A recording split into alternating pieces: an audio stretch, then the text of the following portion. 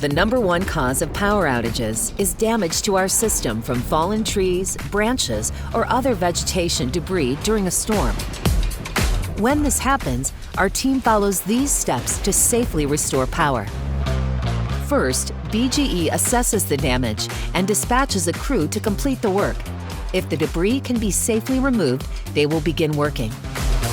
If a downed wire is at the scene, a BGE employee remains on site to keep everyone safe and clear of the potentially live wire while the crew is on the way. If it isn't immediately safe, you may see our tree crew arrive and wait for a service operator to de-energize or ground the electric equipment to make it safe to remove debris.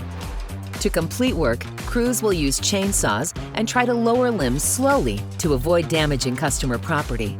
In some situations, the tree crews will need to manually climb trees to do their jobs, which requires more time to remove debris.